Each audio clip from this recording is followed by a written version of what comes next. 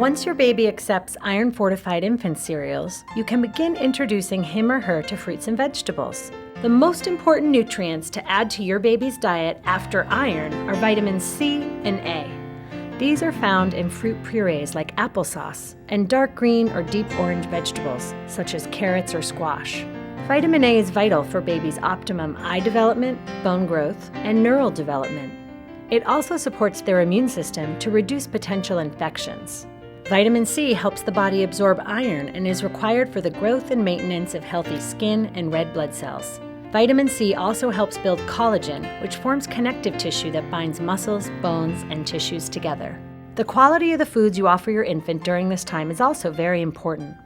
Try to minimize any foods containing artificial colors, preservatives, added salts, sugar, and fillers. And choosing organic baby food helps ensure the food is produced without any potentially harmful pesticides or genetically engineered ingredients.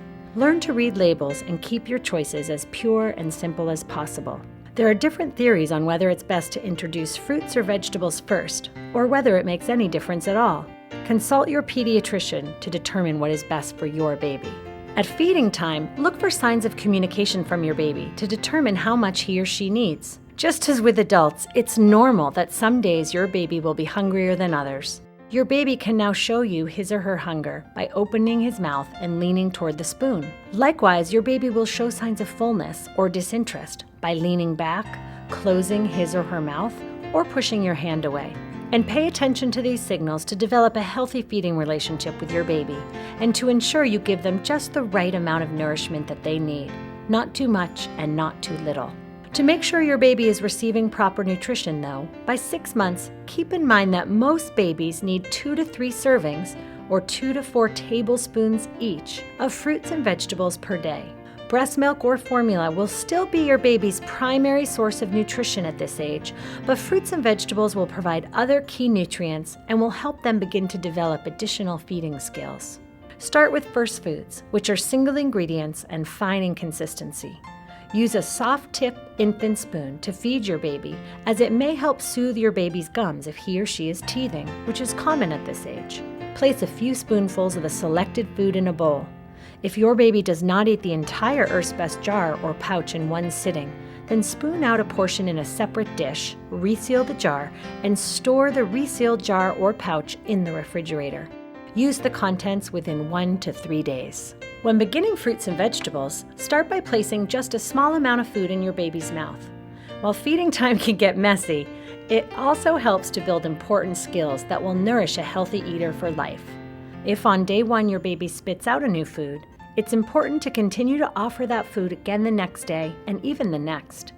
Initial rejection of a new food by your child is a normal behavior as they learn to accept new flavors, tastes, textures, and even eating routines. Some experts say it can take a baby up to 10 tries before they adjust to a new food. But more than likely, with repeated exposure, your baby will develop a healthy appetite for a variety of foods. And establishing a healthy love of a wide range of foods early in life will not only help you build a nutritious and complete diet, it will help to discourage picky eating. Always be sure to only introduce one new item at a time, and wait 3 days in between to evaluate your baby for potential food sensitivities like rash, swelling, or digestive discomfort. Seek medical advice and know your family history if you think that your baby may have a food allergy or sensitivity.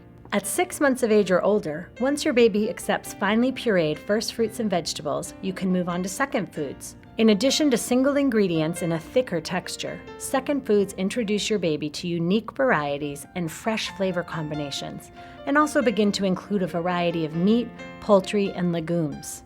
Again, only introduce one new ingredient at a time to evaluate for potential food sensitivities. But once your baby happily eats apples, for instance, you can try delicious combinations like apples and apricots. Or if your baby loves rice cereal and bananas, try a fruit and grain mixture. Third foods are specifically crafted for babies 9 months and older, combining chunky textures, delicious flavors, and savory blends to satisfy growing babies. These foods not only help expand your baby's budding palate, they also encourage chewing. Signs that your baby is ready for third foods include mashing food well with teeth or gums, wanting to eat with their fingers, and enjoying a variety of tastes and textures. Expanding into a solid food diet and advancing to a heartier texture are important milestones on your baby's journey to build the feeding skills necessary to eventually eat more grown-up foods and take his or her place at the family dinner table.